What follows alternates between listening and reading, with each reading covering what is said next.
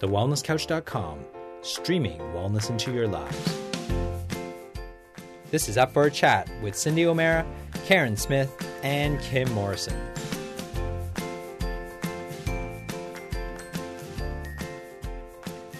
Here we are, up for a chat about the hottest topics that are important to you, inspiring you to awaken the change within. I'm Carren Smith. I'm Kim Morrison. And I'm Cyndi O'Meara. And today, it's about Kimmy, the tart in progress. Actually, no, you're not even in progress. She already is one. You're fully fledged, fully blown, fully complete. What did I just say then? No, you're not even in progress. You're a tick. You're the tart is complete. A tick. You're a tick. I like that. Right. Tick. Right. Yeah, I like the tick. And I actually think we were going to start with a champagne pop. Yeah, we were going to start with... There we go. There it is. There's the champagne pop. That's considering none of us drink here at the champagne. It was so funny because Carren said... That was a good one. Oh, yours is pathetic. Princess doesn't know how to do one, does she? She doesn't like things in her mouth But I can't. And she can't chew. And she can't chew her finger. That's correct. Yes, that is correct. Next we know you'll be doing an armpit fart. I don't do that, Carren. No. You do that?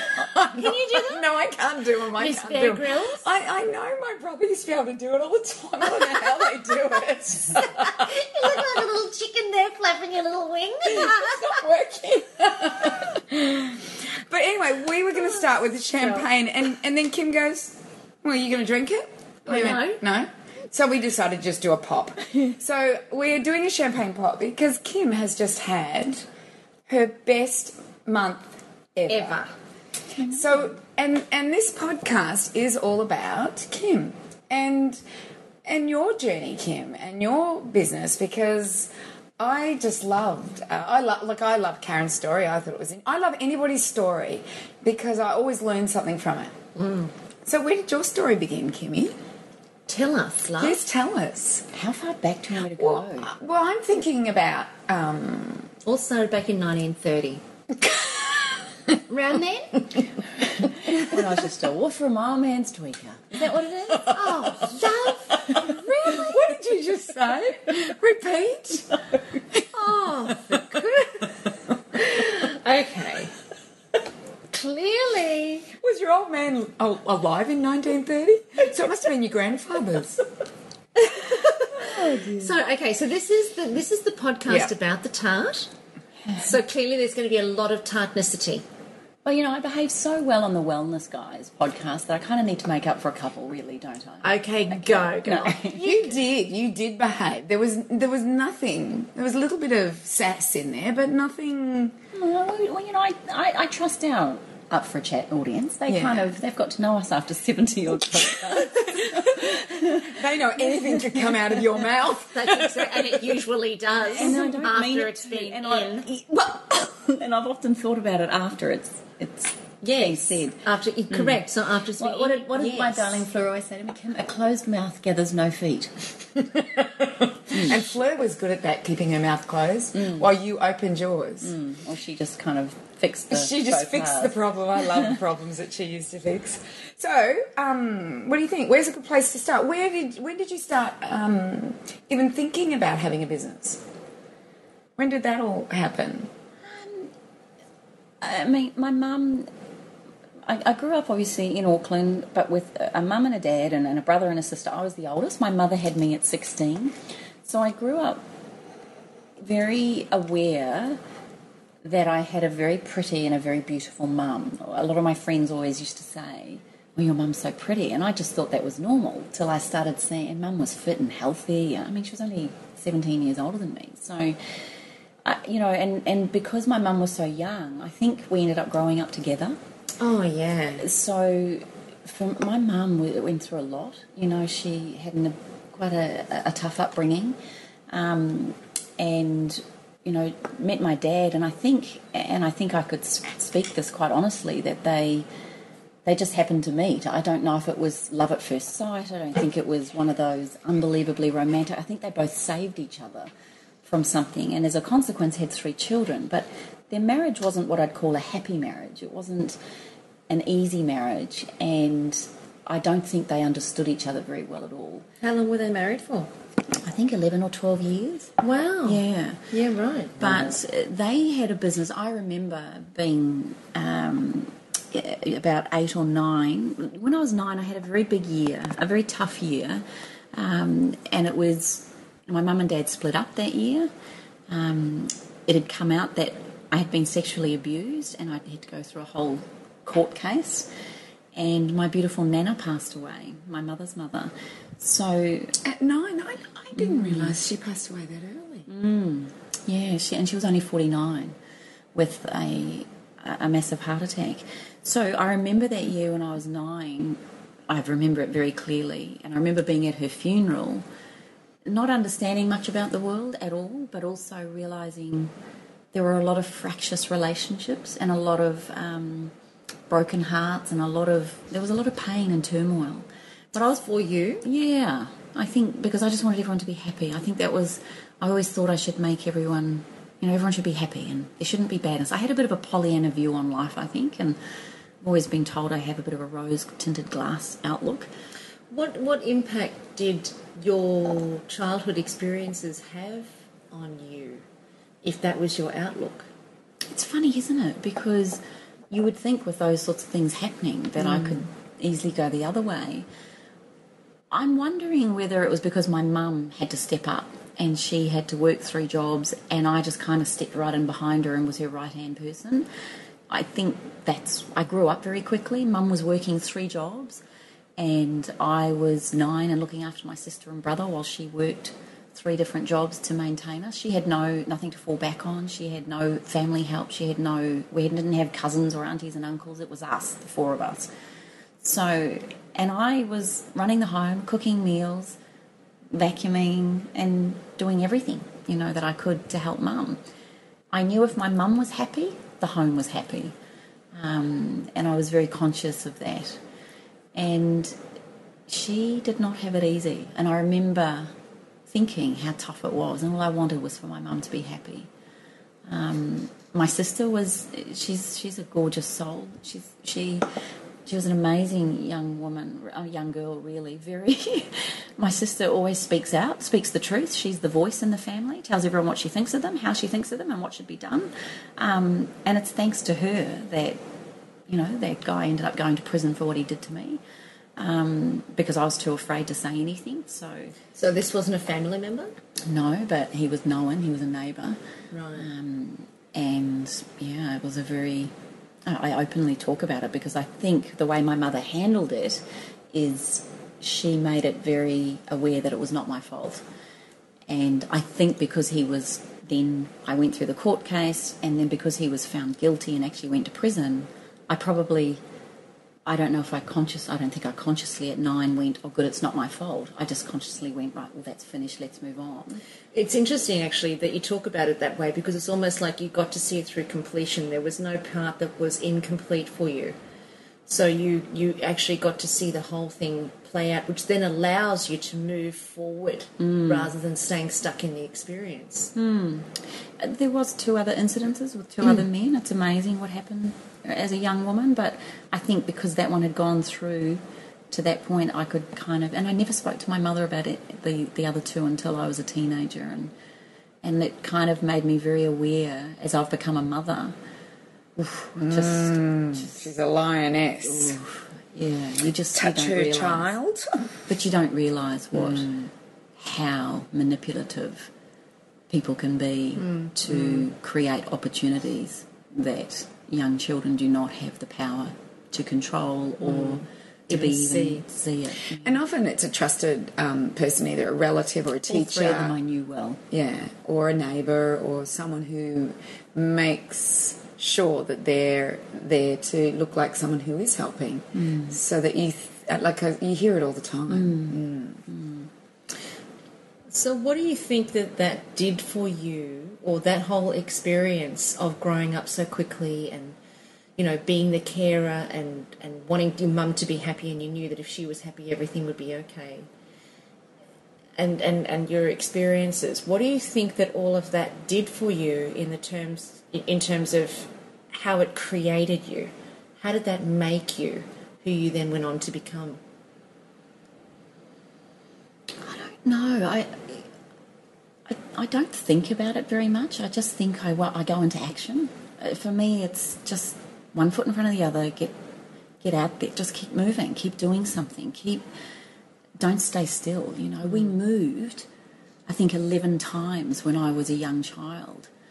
11 or 12 times in the space of only a few years. So I felt like we were constantly moving and constantly things were always changing. So, and yet I always felt really secure. Like I don't look at my childhood and go, I had a tough upbringing. Yeah. I know it was challenging, but I don't look at it and go, oh, my mother or my father, they owe me, or no, I don't. I don't have that feeling at all. If anything, I feel like my childhood made me. You know, like it made me strong. It made me accountable. It made me... I mean, I remember a lady saying to my mother once, you never let her have a childhood. I remember overhearing that. And I remember thinking, that's not true. I feel stronger than I've ever felt. And, you know, I think I make decisions based on having to step up. I don't look at my life. You know, I even said it to my children the other day. After that podcast we had where I had that near miss, I actually said to them that night, if anything happened to me, I just want you to know at my funeral, you can tell the world that I really feel that I lived my life. You know, there's things that are undone, like there's things on my bucket list I'd still love to achieve, but I would not go to my grave regretting or thinking that I haven't had a full, amazing life. So I felt that feels really nice, being able to say that. And there's things I could do better. There's things I would probably, in hindsight, change maybe, but not really. Not even the tough things. So your brother and your sister and yourself lived in the same household. You had a very Pollyanna view on life, and I think you still do. I think you always see life as something that's brilliant, and you're always happy, and it's very rare to see you sad, actually. I don't often see you that way. But what about your siblings? Did they have the same view on life after the life? Did they view your childhood the same or differently? Or their childhood the same or differently like you did? I think you'd have to ask them. Yeah. I mean, my perception is that they both struggled in different ways, and they both had challenges in different ways, and they both had great things in different ways. My sister was so naughty. She was so naughty. She stole my mother's car at 13. She was the one caught smoking behind the sheds. She was the one drinking at 15, you know, like... But she was also the one that I said spoke out, and she was also the one that made us laugh, and she called a spade, and I really admire her, and she still to this day is like that. My brother, he was 3 when I remember Dad leaving, and I don't think he really was aware of what happened, obviously, and he was just always like, Aaron, he was there, you know, and him and I have a very close relationship. We all have a different relationship, but like you with your sister and brother, different, but when we're all together, there's a bond that you just cannot break, and we have, as a family, we have our moments, and it's tough, and we all argue, and we fight, and we all get annoyed with each other, but I know if the chips were down, every one of us would be there for each other, and I think that's the true meaning of family. But, you know, I don't know, my brother tends to probably not express particularly negative emotions very much. He'd rather just, it's been done, move on. He's very in the moment, which I love. I really admire that. He doesn't look back and go, it's not fair, how come? Never. Doesn't go there. And if I ever do, he goes, well, it is what it is. That's his favourite line. It is what it is. And I quite like that. It's very grounding it's for me. It's refreshing when you're caught up in the middle of all of your own. He's not drama queen at all. Stuff. My sister and I tend to get a little bit more dramatic and make it a little bit more of a drama, but, you know, I think that's girls sometimes too, but, yeah, it's different. I think she we all have different... No. Oh, my gosh, my sister is so... She would cringe if she heard the things I say on here. Oh, right. No, she is a very precise type. She's very private. She, you know, out of all of us. And you're telling the world about her right now? She's going to kill you. No, but I'm not sharing too much.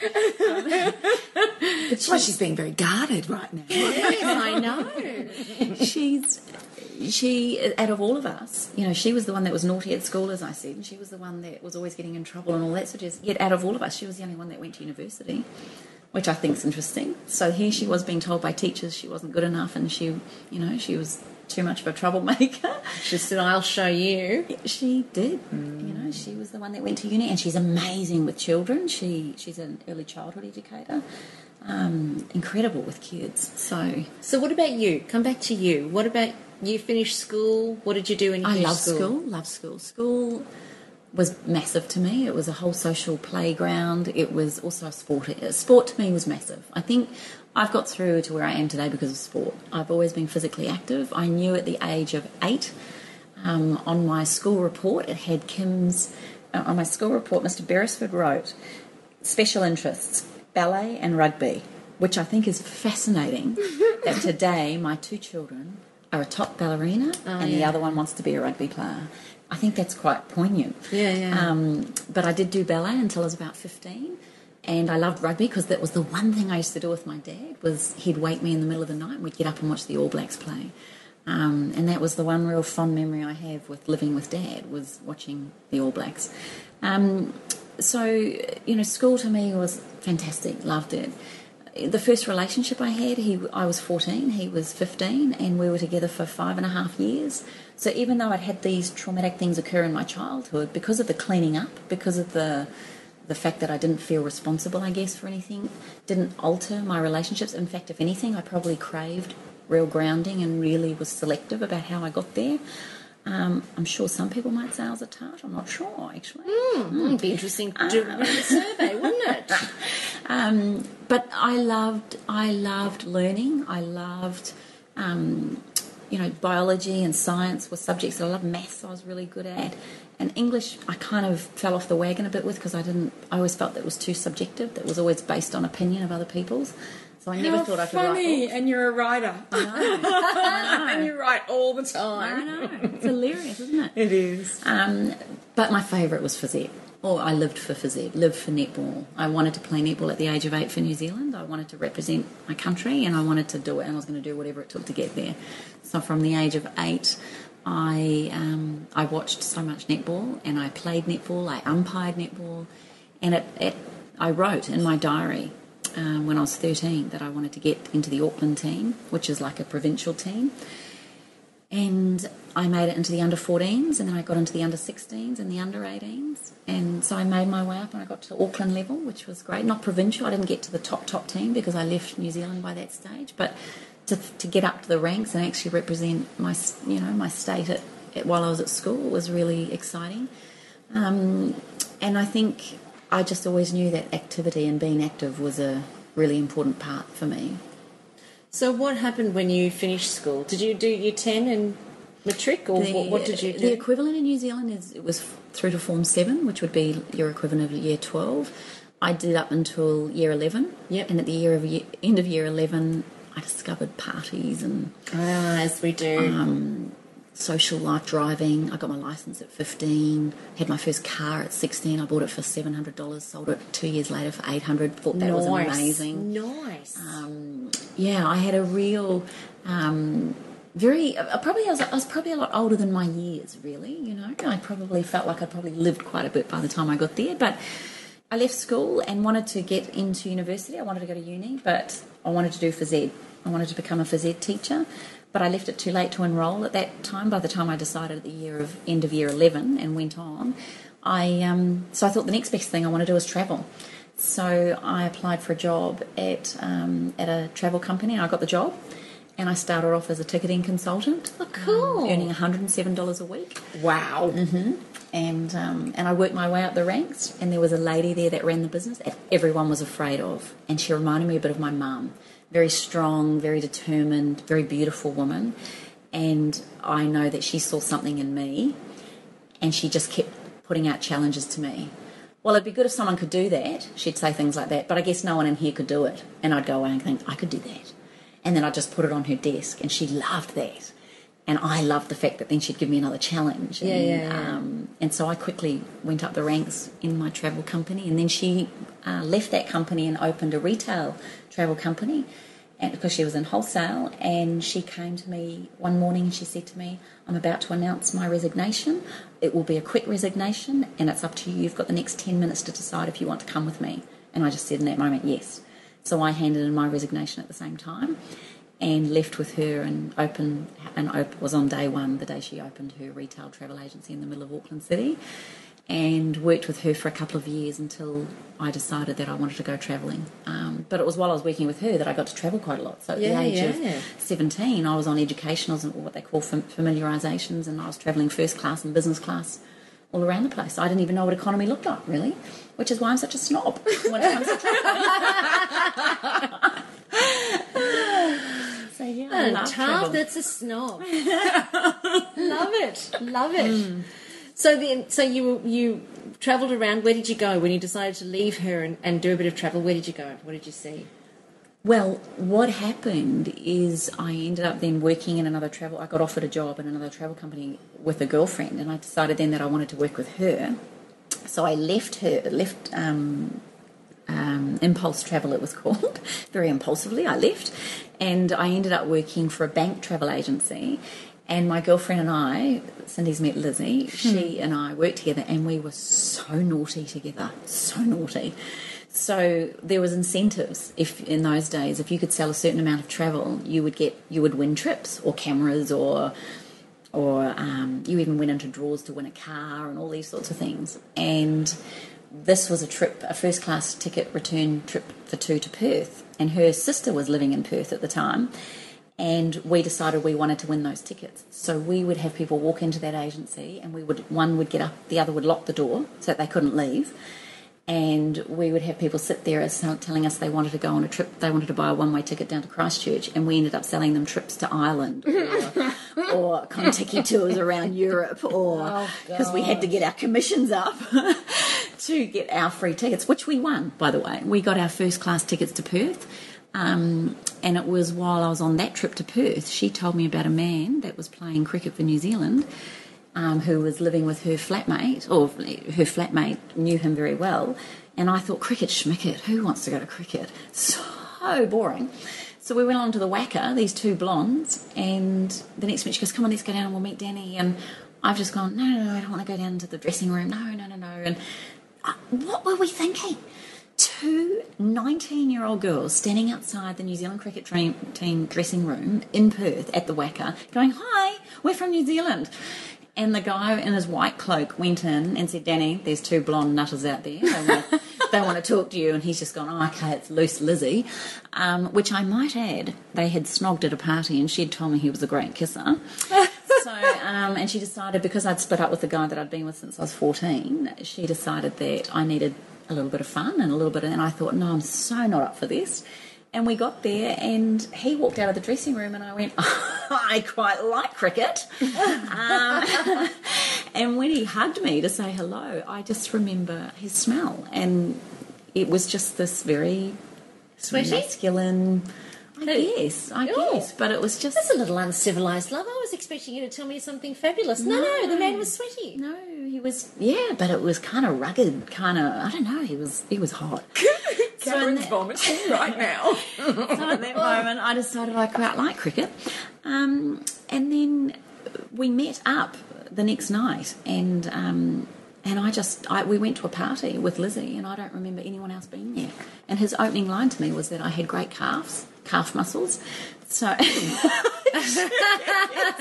Cindy's just written a big message. Star. Need we say more? But interesting. So I met up with him, and we had these couple of nights because the team were in Perth, and so we'd go and meet up with the team afterwards, and then we had to fly home on our other first class ticket, which I might add was in the days where you sat in the cockpit. And we could go and sit up with the pilots and go and say hi. And I remember sitting there. That's the last time I ever drank Baileys, by the way. I haven't drunk Baileys since that trip. Right. One of those. And so I returned to New Zealand, and I felt lost for the first time in my life. I felt really lost. I didn't want to work and travel anymore. I just wanted to be with Danny. And I knew he was too young. He was 21 and I was 19, and I knew he wasn't ready for me. I knew we had a great connection, but I knew there was no future at that time. So you were very mature in thinking that, because most girls would just go for it straight away. Yeah. But that is a maturity that I think that you really got when you were young. You know, you didn't have a childhood, really, when you think you did, but in hindsight you probably didn't, you know, bringing up your brother and sister at the age of 9. So it was that maturity which probably allowed you to wait that time for Danny. And, you know, we all know you married Danny. So how long was it? How long did you wait to get together? Well, this was the days without email. There was faxes back then. So No faxes, mobiles. There wouldn't have been or mobiles. No. Yeah. So he... God forbid. He rang me. So I went into work in my travel agency on the Monday morning after being in Perth and I'll say to you, on the plane on the way home with Lizzie, in my Bailey's-induced coma, I told her that I was going to marry that man. And she went, oh my gosh, oh no. She wanted me to have a good time, but she thought I'd now lost the plot, and she was really worried about me, and she just thought, oh, for goodness sake, snap out of it, you're too young. And I went, no, I want his babies. I want his babies. And she said, okay. And so she just tried to distract me. So when we got back to work, all the girls were asking how the trip was, and I was going, oh, it was okay. And I decided not to say anything to anybody because I didn't know where it would go. Well, about 3 or 4 hours later, the phone rang, and I'll never forget Carol that worked there went, just a moment, please, and went, Kim, there's a guy ringing from Perth on the phone for you, and my heart skipped a million beats, and Lizzie's just looked at me, and yeah, he said to me, I can't stop thinking about you. Is there any chance you could come to Melbourne for Christmas? All the other wives and girlfriends are coming. And I kind of went, yeah, sure. So I hung up, and that was really mature, wasn't it? Yeah. That was really mature. But then I'd just gone and told everybody how mature you were, and then he calls you and you're gone. I know. But it wasn't at this point that I wasn't sure where it was going to go, you see. So I quit my job, I moved back home, I sold my car, and I bought a one-way ticket to to Melbourne, where all the players were going to be for the Boxing Day Test match. And Lizzie, what we had planned was we were going to do our OE. So I was going to meet Lizzie in London. That's what sort of made me kind of do it, because I knew I'd carry on to London, and it kind of gave me a ticket out if things weren't kind of working the way I wanted them to. So I remember landing in Melbourne, and I remember going to the hotel, and I remember Danny had said to me, remember there's no text, no fact, like I didn't get any, it was just turn up at the Hilton Hotel. So I arrived and I said, oh, hi, I've come to check in. My name's Kim and I want to check into Danny Morrison's room. And this woman looked at me like I was a dirty $2 crack whore. Right. Actually, it's not dirty, love, it's skanky. Well, either way. I'm just correcting you on that. Let's just say she gave me that dirty look. And she said, I'm sorry, but he's already got someone in his room. And my heart just died. So I didn't know what to do. I didn't have plan B sorted out. So I sat in the reception of the Hilton Hotel waiting for the day 2 of the cricket test match, or day 1 to finish on the Boxing Day. And he walked through the doors. He was the first one to walk through the doors, saw me, and just beaming and smiling. And I was just like, oh my God, is everything all right? And it turned out that, yeah, he'd booked me as if I was his wife. He'd booked me under Mrs. Morrison, which was why the lady looked probably down her nose at me, I guess. Anyway, so that was fine. Had a 3-week tour around the country, travelling with all the top New Zealand and Australian cricketers around the country at 19 years of age. And then Danny's groin was injured. Not because of me. Oh, my goodness. No.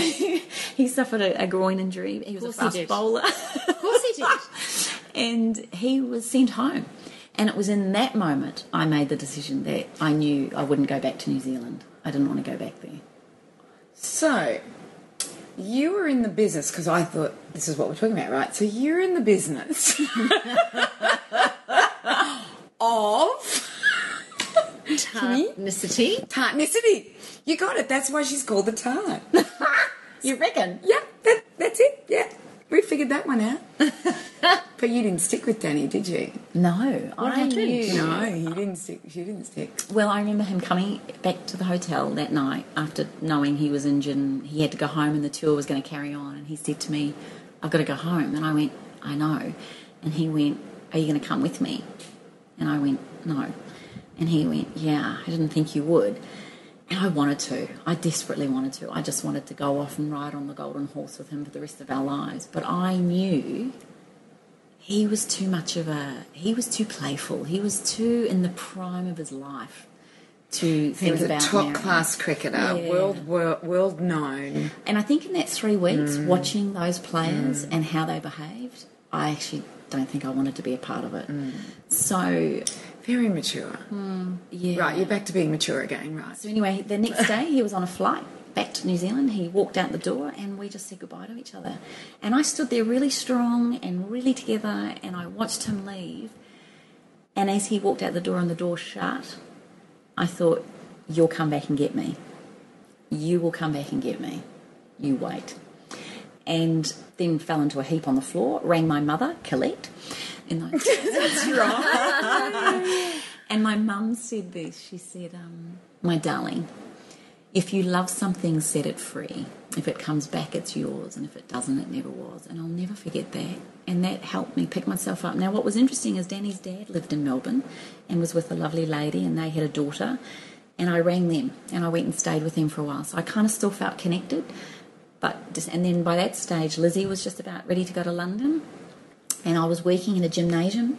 So Lizzie is who you worked for, who worked with in travel. Yeah, and we were going to meet in London and do our OE or overseas experience. And she ended up ringing me and saying that she was going earlier, and I didn't have any money left. I'd just been spending it all around travelling with the New Zealand cricket team. So I got a job in the gymnasium right next to where I was living. And because I knew I loved health and fitness and I knew I could work there, and it was during there that I saw a sign next door. There was a natural therapies college, and there was a sign up saying 10-week remedial massage course. There was aromatherapy courses, there was naturopathy, there was acupuncture, there was all sorts of different courses, and the cheapest course there was $160, and I had $180 in my bank account, and I booked the $160 remedial massage course. Actually, it was a relaxation massage course, and there I stayed for 3.5 years doing course and diploma one after the other, and there was a smell when I walked in there. There was a vaporizer sitting on the counter, and there was the smell when I walked into the college, and I just knew that I had to do that course. So you were living with Danny's parents all that time? His dad. His dad that whole time? Mm-hmm. Is that right? Mm-hmm. So you were never out of touch with him then? No, but you didn't hear from them. There was no Facebook. There was no daily contact. It was like a monthly letter. Oh, he'd ring on Christmas Day. I was only there for a few months because I realised after a few months I needed to get out. I needed to move out of there and move on. So, and then by that stage, Danny, who was going to come back to Melbourne on his way through to London, he was on his way to London because he'd just got a contract to play a summer league over there. He ended up having to have his wisdom teeth out and got delayed, and I was going to meet up with him over there, but I didn't have any money now, and he didn't have to pay, so I just all of a sudden felt very alone, and I didn't want to go back to New Zealand because I felt like I'd failed myself in a way because I had nothing now. I had no money, I had nothing. So But you had your course. I started the course. Oh, you had started I just started the course, and I thought, well, stuff you lot, stuff all of you, I'm just going to study. And it was a few months later that I met Cliff Young, and my whole life changed. And I've got goosebumps. Because, you think what Cliff did and how he affected your life. And he was the most... You met him at the marathon, didn't you? So to get my hours up, to get my diploma, I had to do 200 community hours or working at events like the Sun Tour. I worked with the Australian Ballet, I worked with the Australian Netball, I worked with the Collingwood football team, but I still needed quite a few hours. I think I needed about another 70-odd hours. And I thought, what's the quickest way to do that? I'll go to a couple of 24-hour races. And I turned up at this race, and I don't know, but Cliffy had seen me and had heard about me through the college, and he chose me and another girl, Melissa, and we worked with Cliffy on this 24-hour race, and I watched this man run a 24-hour race and win his section and set a world record for his age group. At the age of? I don't know what 60, he would have been. He was 68 when he did the Sydney to Melbourne race. He would have been in his 70s by now. Yeah. So he was amazing. Amazing. And it was him that started... I told him it was the most boring thing I'd ever seen happen. I thought watching flippant athletes run around a 400 metre track was incredibly boring, and he told me to put my money where my mouth is and to do one. And so at 20 years of age, I figured I could do that. So easy. So I filled out the form. It was, as I'm listening to myself, I'm thinking, you give me a challenge? It's like, yeah, that's the next thing. It's like, give me a game. Give me something to work towards. So can we just talk about this? Because I wouldn't do that. At 20, I would have gone, are you serious? I'm not running around a track for 24 hours. Forget that. I like my sleep. I know I would be like that. And it's like you doing this challenge that we're coming up with. You know, the challenge with the Kokoda challenge, where you've got to walk for 39 hours. 9 hours. How far? Well, you've got to do 96 Ks, but you've got 39 hours to do it. 39 hours to do it. Like, I can't think of anything worse. But you've decided to do it. So there has to be something that challenges you to do that. And I... It's almost like each challenge is like a breadcrumb, and it leads you to something. So you take up the challenges, but it's all going to lead you to something. You never know what it is, but you just take it because it's there. Yeah, exactly. And you do this all the time. You know, you do take these challenges on, and I see you take them on, and I go, oh, I'm not doing that. I remember on Facebook you were hiking with your new crew to do the Kokoda Trail with, and I just put, I have one thing to say to you, Kim. And I put all this gobbledygook on there, you know, one word, you know, in one word it was meant to say, what are you doing? Are you a crazy person? Why would you even consider doing this? You know? Nuts. Bloody idiot. But you do this stuff. All right, let's go back to you doing your 24 hours. I know, I'm trying to think. What is it that makes me... What made you do that? Because I think... What were you thinking? But it's like there's nothing else to do right there and then, so why not? It's not why should I, it's why not. I could think of it. Carren and I just don't get it. I'm thinking, I could think of a million other things I'd rather do. But I didn't have anything else. Yeah, okay. I don't think. So you run the marathon. So then I entered the marathon, and you guys know the story, and it was a 12-hour race, and that's when I started to meet Kim. That's when I really started to know who I am, because I was on my own, out on the track, in pain, hurting, wanting to quit, with a man in his 70s telling me, winners don't quit. And you wanted to be a winner. Yeah, I didn't want to not win, and certainly not in his eyes after telling him he was a loser for doing this sort of thing. Like, I was knocking him for doing it, and here he was, and he'd just smile. And it was like there was this moment. I guess it's almost like a mother when she sees her daughter have a child. It's like you don't get it until you're there. Yeah. You don't know what your parents went through until you've become one, really. No, you don't. It's almost like that. That's what they're all talking about. Yeah. Yeah. You don't know. So and he had this smile. He used to tap his head and tap his heart, and he'd just do this thing, like, it's up in the head, show some heart. Like, that was his motto. It's in your head, show some heart. So I would get back out on the track, and then I'd realise that actually the pain had gone. Actually, the pain stopped now in my left ankle, and now it was in my right knee. Right, it's just called pain transfer. That started to intrigue me, because remember, I was studying anatomy and physiology at the time, and I kept trying to work out how the body worked and how could the pain go from your left ankle to your right knee? And then I'd have this conversation, and then it would hurt so much I'd have a tantrum and I'd quit.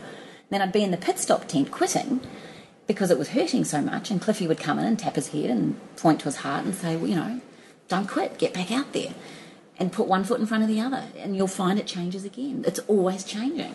And I went, I don't believe you, it still hurts. And I'd get back out there, and then the knee wasn't hurting now. In fact, now my left shoulder was hurting.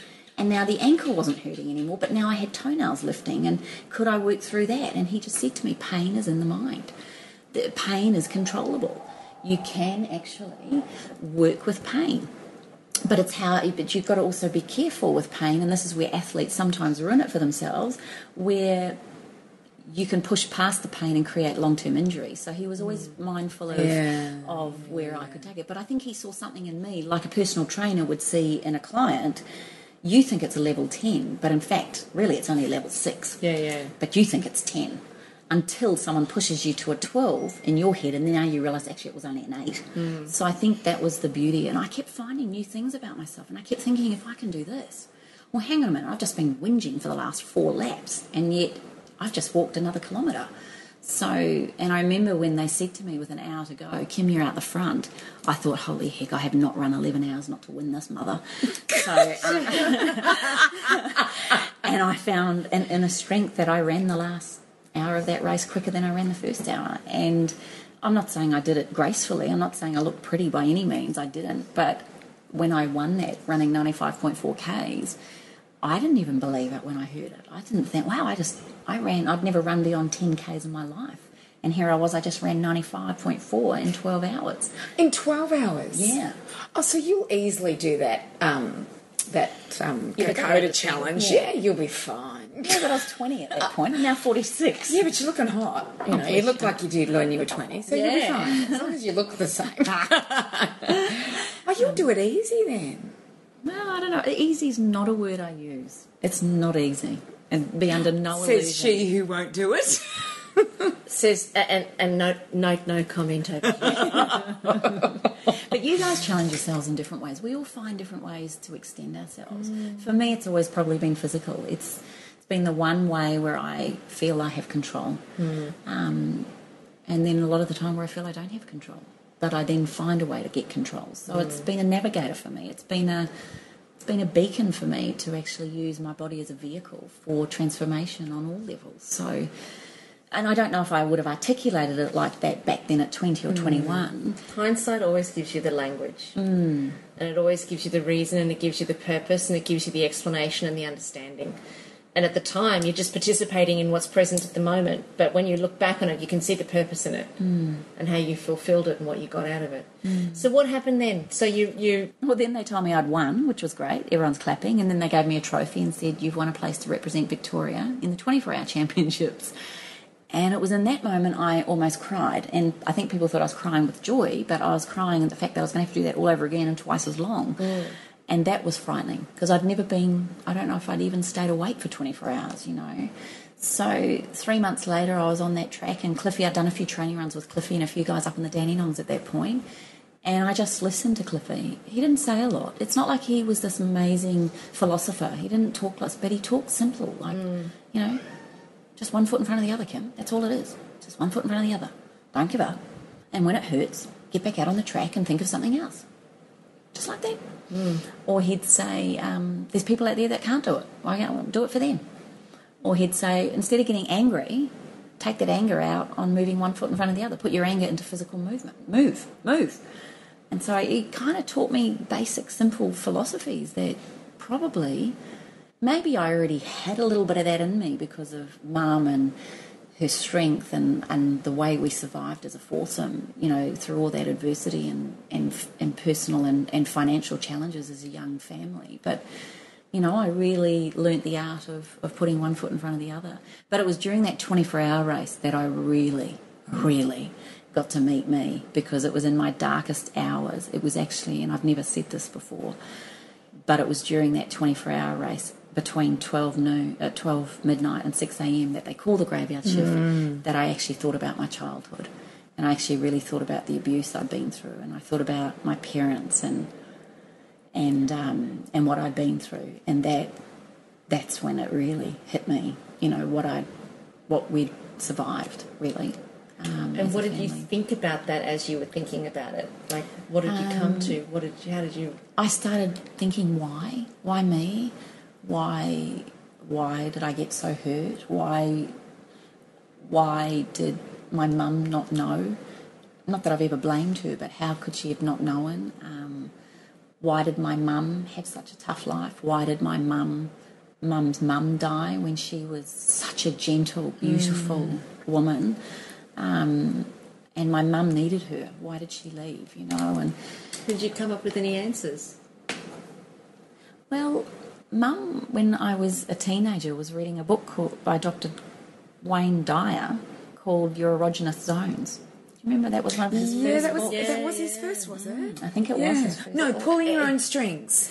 It's erroneous. Erogenous, I thought. Erogenous. Remember, I was 12. I was 12 when I saw it. No, Pulling Your Own Strings was the first one. How funny is that? And I your saw that at that erogenous zones. Is I that had what you not- said? and I've never seen the book since. Zones. It's erroneous. It is erroneous. Do we know what erogenous actually means? I don't know, but it sounds like It sounds jolly like- old. It sounds quite sexual to me. Isn't that funny? So you. So I remember I remember Mum was searching obviously back at that age, and she was looking for answers, and I remember him saying that he wanted to be, if God had asked him what he wanted to be in life, and he wanted to be a strong leader, and he wanted to foster a sense of independence, then, and his words were, well, then I might as well throw you in a foster home. You'll have a tough life, you'll have an alcoholic father, and you're going to learn independence like you wouldn't believe. And I remember thinking, maybe it was probably around that time I started questioning, what is my purpose? Why am I here? Why is it so tough for some people and other people have it so easy? And I remember thinking all those things in the middle of that night. In that 6-hour period. Oh, geez. I found all the parts I didn't like about me. Why didn't I make it into the New Zealand netball team? I was useless. I was hopeless. I was no good. Why didn't Danny come back? How come Danny hadn't come back? How come he hadn't come back yet? What was going on? And I didn't see. I was living in Australia. All my family were back in New Zealand. What was I doing? Who am I? I didn't get it, and I didn't get answers. It's not like I went, oh my gosh, stay true to yourself. You're all cool. It wasn't that. It was, I don't know the answer. But just, there's nothing. What's the option? I could quit, and I could hide, and I could pretend that I don't exist, or I could do what Mum and Cliffy and everyone always tells me to do, and just put one foot in front of the other. So when I got rescued out of that Portaloo toilet that I'd thrown a tantrum in, and decided that I would get back out on the track and run, then the doctor told me when I stood on the scale that I'd lost 7 kilos and I'd lost too much weight and I was too unwell, and therefore I was out of the race. That in that moment a lioness appeared that I'd never seen before. Or maybe I just hadn't recognised her as much, because in that moment I went, don't you dare tell me I can't run the race. Even though I was desperately dying for someone to tell me to quit and pull out, and I had every reason, now that he told me I had to, I didn't want to. And Cliffy was still in all this time, by the way. He kept shuffling past. So if you can just picture at the time when, in my mind, where I'm standing there and all the medical team are around me and everyone's telling me that I can't do it, all I see out the corner of my eye is Cliff Young. Keeps going around the track. I don't know how many laps he would have done, but I remember him just tapping his head. That's all I saw out the corner of my eye. And I said to the doctor, I begged him, please let me get back on the track. Let me go back. I promise I'll do as I'm told. And it was at that moment I learnt too that I don't know everything, that actually I'm not God. I'm actually not that clever, and I need to get back on the track and do as I'm told, which was to eat the food that I was given and drink the fluids and not to push it too hard and, change my clothing. And I actually became a child, really, and did as I was told for the next 4 hours. And I did as I was told. And then found myself again. And yeah, the sun was coming up, and I remember and another thing, because it was Sri Chinmoy sponsoring the race, or they were the organisers of the race, and their whole thing was the race is not always to the swift, but to those that keep on running. And I remember I didn't even care about winning at that point. I just remember thinking I've got to finish. And someone else had said, why do people run 24-hour races? What's the whole point? Why would you do it? And someone else said, it's just to see how far man and woman can run in the cycle of the sun. And that put a whole new, different perspective on it for me. It wasn't about running for 24 hours. It was just how far could I push myself in one cycle of the sun. And, yeah, the sun started coming up, and I remember thinking, I've got through the graveyard shift. I'm here. And then Melissa came out to me and Deanne, and they said to me, you're 2.5 Ks in front of the Victorian champion, Sandra Kerr, who was twice my age. And the lioness appeared again, and I thought, right. Even though I so desperately wanted to walk, there was something inside of me that ran. And she was running. She didn't want to be beaten by a 20-year-old, and I didn't want to be beaten by a 42-year-old, and I was going to run if it killed me. And I ran, and I ran, and I ran, and then I won it. And not only did I win it, but they told me I'd set a world record. being the youngest female for running 100 miles in less than 24 hours. That's amazing. So when they gave me my trophy, they then said that I had won a place to represent Australia. And it was in that moment that I thought, oh my gosh, here I was wanting to play netball for New Zealand, and I'm actually going to run for Australia. How flippin' bizarre is that? And all I could think of was, well, Danny Morrison, you're playing cricket for New Zealand, I'm running for Australia. And it was in London, the place that I'd always wanted to get to and I hadn't got to yet. So I was so excited to be on that. And I was the only female selected. I was interviewed by Eddie Maguire on Channel 9, and all those guys back then, Bruce McAvaney, we all got interviewed at the Hilton Hotel where I was with Danny. So it was all these memories, and it was amazing, really. And here I was now, sitting in an Australian tracksuit, about to go and run for Australia. How old were you when you did that? 21. You're 21. And so then you got over there and you ran? Yep, got over there. Cliffy was running. There was 5 men and me representing Australia, and we got there, and the organisers decided to try and make it more of a spectator event, and they decided to put it at Milton Keynes in the shopping centre on a marble floor, which was the most ludicrous, stupid thing they could have ever done. Oh, my God. So to have all the world's top ultramarathon athletes at this 24-hour event all running on marble, I can't remember the exact number of people, but I've got the letter. Jeez, you can imagine the damage. Three people never ran again after that event. I found the letter the other day in my little glory box from the organiser of that race, saying he wished he had pulled me out of the race, but what he admired the most was my tenacity and my will to keep going. So I was doing really well up until the 12-hour mark. I was on target. I wanted to run 200 Ks. That was my goal. I wanted to hit the 200 K mark in 24 hours. And I was on target at the 12-hour race, at the 12-hour mark. And then it was then that my knees, both my knees, were the same size as my thighs. And that's when Cliffy and my medical team said, you want to be able to run again. You don't want to damage yourself forever. And I looked at Cliffy, and Cliffy was told he shouldn't run anymore. He was too old, and he didn't like being told that either, just quietly.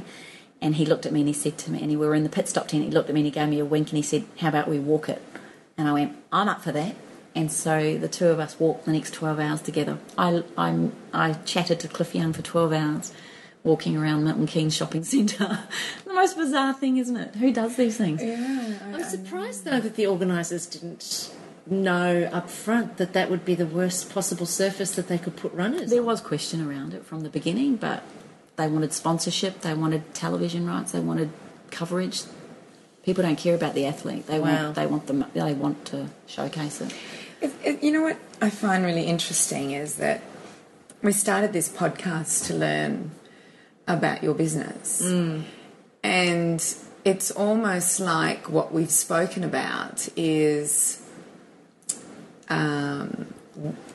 what you've done what you've done through your life is probably what has created your tenacity in business. And it almost is that's the more important part of what we just heard right then and there, as opposed to the whole story about the business, which we will be doing. We're probably going to have to do it at another podcast.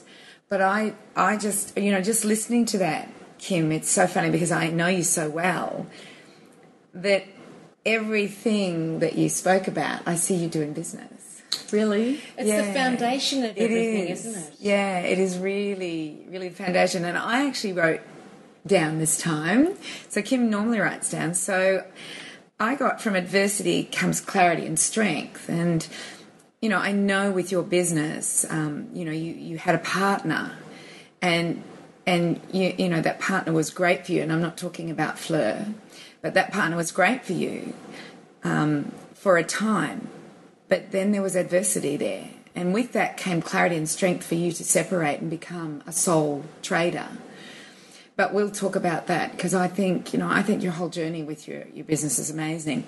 Have a Pollyanna view on life, which you do. When you go to one of your sparkle parties, you come away from one of your sparkle parties with a Pollyanna and a view on life. You do. You think everything's not have great. that rub off. Yeah, you're right. Dream big. And where you're going at the moment with your business, you are dreaming big. And you've just had your best month. Be active. Well, you never stop. You never stop. I can get a text from you at 4:30 in the morning. Remember that text we got from her at 4:30? It woke me up. Oh, sorry, girl. Usually I turn my phone off, but this time I'd left it on. Did you remember that? I can't remember what it was. But It's because of that text I turned my phone off. No, this is the best of all. Learn how to sell to the Arabs. Ah. Yeah, because you were sell oil to the Arabs because you were. What were you talking about? To sell anything. I can't remember what it was. In travel. I wanted to get my first class ticket. That's right. You wanted to get, and you just you locked the doors and you locked the doors. And there was this guy that came in. He came in one day and he goes, "Oh, I was wondering if you could tell me the one way for Ireland." I said, "Oh, sure, take a seat." He goes, "Oh my God, are you from Ireland?" I said, "No, I'm not." And I used to, But I might be coming there soon. But we used to laugh so much working in travel, and we were tenacious. We were determined to go to Perth together, and we were going to make people buy tickets. See, like I said, learn how to sell oil to the Arabs. He wanted to go to Ireland. He already... Yeah. So that was... Whatever it takes. Whatever it takes is right. Be a skanky $2 crack whore. And the world is your oyster. The world is your oyster. Putting it out there. Be in the right place at the right time. Well, I think I've learnt that where you are is always the right place. Exactly. Yeah, because you're in the right place to meet Danny, and you're in the right place to meet Cliffy, and you're in the right place to do all your training that then eventuated in you having your business, which was the aromatherapy, wasn't it? Is that when you did the aromatherapy training? Yeah. And while I was in London, I'll say this, when I was running for Australia, it was on Danny's birthday. So it was on the 3rd of February 1990, and I was thinking about him a lot during that 12 hours with Cliffy. And But you hadn't seen him. Sorry. Had you? I hadn't seen Danny, no. No. I was thinking of him. And Cliffy and Danny don't look anything alike. I just want you to know that. No, but Cliffy was like, you just got to go out there and get what you want. You just don't give up. You just... And I kept thinking of Danny and thinking, I want him. I really want him, but he doesn't know that he doesn't know that I'm the right one for him yet. I need to make him realise that I'm the right one for him. And isn't it funny? I thought that he would be impressed by me running for Australia. Maybe that was the whole reason why she ran. Maybe. Maybe. I don't know. Interesting. And the next one is sometimes surrender to the rescue. How beautiful. I got that. It's okay to lose yourself and find yourself again. Those toilet moments. Yes, those graveyard moments. shifts. Yeah. I think there's something really profound in that, because to find yourself, you have to be lost first. That's true. You have to be willing to lose yourself in order to find yourself. And I think that that's what your story certainly points to, is that you put yourself in a situation where you totally lost yourself. But that was necessary because what came out of that was a new level of you, a new version of you. And then lastly, the race is not always to the swift, but to those who persist. Is that what you... look, I'm trying right, man. It was persist, wasn't it? But to those that keep on going. Yeah. So it was so funny. As I'm listening to you, I was thinking, this all prepared you to have your own business, be a sole trader, and be the success that you are, that you had your best month. You say that I'm a sole trader, and yeah, I mean, everything has led to me, having the business now, but there's still, like both of you, it still takes a team to create, especially where I'm at now with how big the business is getting and how much it's growing and how fast it's growing. There's people around me that make that happen. It's not just me, but I think what it's given me is the ability to be me, and to actually. I haven't got my wings clipped anymore by anybody. In fact, if anything, I clip my own wings. And I know perhaps sometimes now, maybe that's maturity, maybe that's wisdom, maybe that's having girls like you in my life, feedback from beautiful listeners and customers that keep me accountable, keep me real, keep me honest, and also keep me wanting to strive, like give me the next challenge. Like when Kaz said to me, we're $180 off our best month, she only said it this afternoon, just before you girls arrived. And I was like, right. So I decided one of the feedbacks that I'd had, I just received a beautiful testimonial from someone. I thought, I'm going to share that, all about the beautiful firming iron lip cream. And I put that on Facebook, and we've just had $700 worth of orders come in. And I'm like, yeah, we just nailed that baby. You know, like I kind of, it's not that I look at money from a greed perspective. I look at it as an energy that the more I can create, the more I can give. And the more I can give, the more I can have an implant or an imprint on this planet and create some sort of a legacy, particularly for my children. You know, I want them to see that anything's possible. My mum always told me, she always said, you know, don't have regrets. She always said, don't marry too young, don't have children too young. And she always followed that up with, I would never regret having you guys. But don't have children too young, and see the world. They were her things that were really big to her, because she never got that opportunity. You know, and I think whilst my mum missed out on a lot of things that I've done, she also is a very young grandmother now, and it's wonderful having a young mum and a young dad, really. So I think we've gained, you know. So I think it does give you perspective when you. I love that what you were saying before about hindsight. You know, sometimes it's, even doing this interview, I had no idea where this was going to go. But you know, I don't know if I've finished, but you know, there I was thinking of Danny in London. I kept dreaming and visualising that he would wake up and smell the coffee and realise that I was the only one. And we were both in other relationships, by the way. We were both had moved on, and well, I don't know if moved on, but we'd moved along. And then there I was back in Melbourne after this world record race, and I was just about to finish my aromatherapy diploma, and the guy I was living with and in relationship with never let me out of his sight. He was very controlling, and in one podcast we were talking about money. He was the one that was taking all my money and banking it, I thought, but actually hadn't. And this one day that he was called into the hospital, into the city, was the day that Danny phoned the clinic, and I answered the phone, and I got a nickname in the New Zealand cricket team. It was my maiden name's Talbot, and the nickname was Tiger Talbot because I had accidentally scratched Danny's neck with my nails, and they all joked that I was a bit of a tiger, and it was just this silly joke. They should have said tart, but began with T. T and T. And anyway, and I answered the phone to the school that I was now a director and an owner of. And they were, and I go, hello, and he goes, Tiger Talbot. Well, I just about died. And he said, I'm in Melbourne, and I knew he was in Melbourne because I'd seen it on the news, and I'd seen him on the news that night going, yeah, the wicket's pretty sticky. And I remember thinking, oh my God, he's got such a Kiwi accent. And, Goodness me. And he just goes, look, I've got the day off tomorrow. I'm going to come and see you. And I went, are you kidding? And it was that day that my partner at the time had to go into the city, and I mean, how did the universe make that happen? Doesn't it? And he came out and he said, and he just looked at me and goes, I'm ready for you. I want you to come home. And then I did well, maybe I'm not ready for you.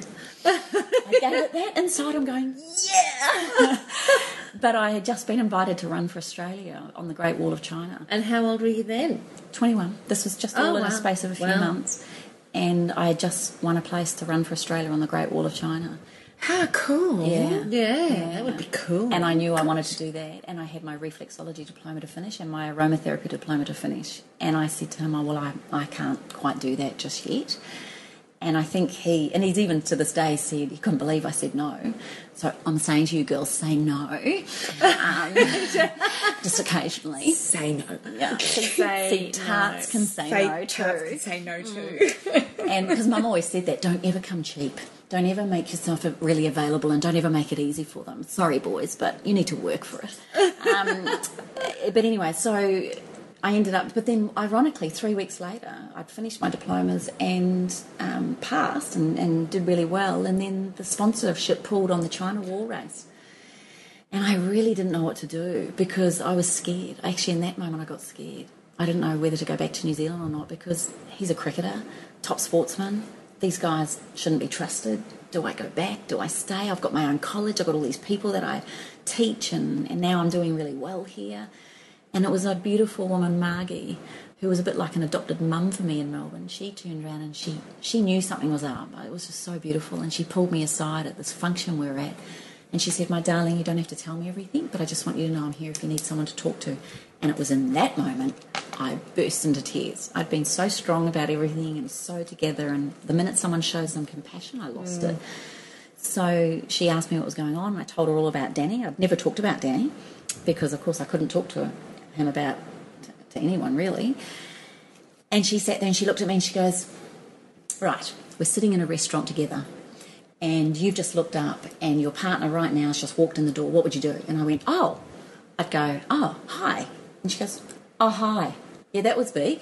And I went, oh, why? And she goes, well, now tell me what you do if Danny walked in the door. And I went, oh, and I blushed and I went, my heart, I couldn't actually breathe. And I went, oh, I don't know what I'd do. And she goes, She goes, my darling, it may not work out if you go back to New Zealand, but if you don't, you will spend the rest of your life wondering what if. Yeah. And it was in that moment I decided, and 3 weeks later I was on a plane and I moved back to New Zealand, and we got engaged that Christmas. That was February 91, and we got engaged that Christmas and married in April 93. And how long after that did you have Taylor?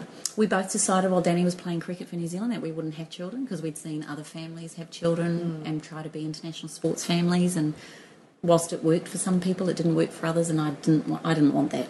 I wanted to focus everything on him. I'd been studying a lot around food, nutrition, physicality. We'd been to chiro. We had our team. My goal, I felt, was to keep Danny on the park. His body was earning us money, and therefore I wanted to make sure I learnt the most I could with the skills I had to keep him there. So that was around nutrition, exercise, rehabilitation, massage, chiropractic, osteopathic, naturopathic, homeopathic, and they were all the modalities. And dentist. We actually worked with a tendomandibular joint specialist to help Danny with his jaw because he felt it was the jaw causing problems on the neck, causing problems on the thoracic, which caused his lumbar. It's called spondylolisthesis. He had that. So I just learnt a lot about keeping him on the park. And I loved it. I loved being his right-hand man. You see, there I was again. Yeah, like you'd been for Cliffy and for Mum. Yeah, exactly. You were always there. Yeah, and I loved it. And I learnt from these people. I learnt from them, and I learnt that I could contribute by giving. And I got more out of giving than I got out of taking, if that makes sense. And that was a really beautiful thing. So for us, we had 5 years of travelling the world and being an international, in a way. Danny was a celebrity, back home. We were on the cover of magazines for our babies and our wedding. It's amazing. Loved the fluff. The fluff. I had a poodle haircut. Oh, nice. You had big hair. I did, and I had puffy sleeves. It was a designer dress too. Was it taffeta? Yeah, no, silk. Crystal again. Ivory silk. With tea-stained bridal dresses. They're just bridesmaids. They were just amazing. But yeah, it was an incredible, incredible journey. But I learnt I guess I learnt independence, and I have not worked for anyone else since I left travel at 19 years of age. I've always worked for myself. Yeah, I've always been contracted, loved it. Probably didn't like being told what to do. In fact, I don't think all three of us like being told what to do. No, not an option. No. Well, there is powerful in all three of us. There is a little bit of choleric going on in there. But yeah. Well, you know what? I really like to do another one and just learn about, your journey with business. So whether we do it next week or whether we do it in a couple of weeks' time. Yeah, I think we should. Because I think it's really like your journey, because you started with a partnership with Fleur, a beautiful Fleur, and you had the most stunning partnership with her. And I just think it'd be really nice to, talk about that and the highs and the lows and the angsts and everything that happened. I think that would be really cool. Yeah, I think that would be really cool because I think what we've done tonight is to talk about like your upbringing and your background and how you got together with Danny, because he's been such a significant part of your journey and your ride. So I think that's been like the perfect build-up, but I think it would also be really cool to say, well, okay, now we've had the kids, and when did you start thinking that, you know, the partnership was necessary? How did that all happen? Because even that's a beautiful story about how you and Fleur connected. I think that would be really cool. Yeah, that would be awesome. Let's do that. Let's do that. Definitely. Let's do that. Definitely. So hopefully this podcast has been nothing short of insightful and inspiring. It certainly has been for us, I think. There's so many lessons in life that you've shared with us here tonight, Kim, that's, as Cyndi said, it's like the foundation. It's the platform from which you've launched your whole life and still continue to do. And I loved one thing that I got out of your childhood was that I don't know if you said it or if I just picked it up, but our childhood makes us. We become who we are because of our childhood, either because it was good or because it was bad, but it makes us who we are. And it brings out our greatest strengths and our greatest sources of survival and our greatest sources of thriving. And I think that that's really powerful, and I'm really keen to explore that more when we talk about your business. So join us here. Oh, no, let's not do that yet. Go to the Facebook page at allthews.facebook.com/up-for-a-chat and post your comments about our beautiful Kimby. Or you can also post your comments on allthews.thewellnesscouch.com/up-for-a-chat. And you can post your comments there as well. And make sure that you tune in next week and join us here on Up for a Chat and be part of the ripple effect that's changing the world.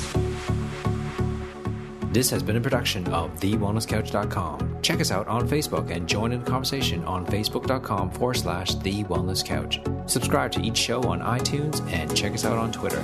The Wellness Couch, streaming wellness into your lives. Whilst the Wellness Couch presenter endeavor to provide accurate and helpful information to their listeners, these podcasts cannot take into account individual circumstances and are not intended to be a substitute for health and medical advice from a qualified health professional. You should always seek the advice of a qualified health professional before acting on any of the information provided by any of the Wellness Couch podcasts.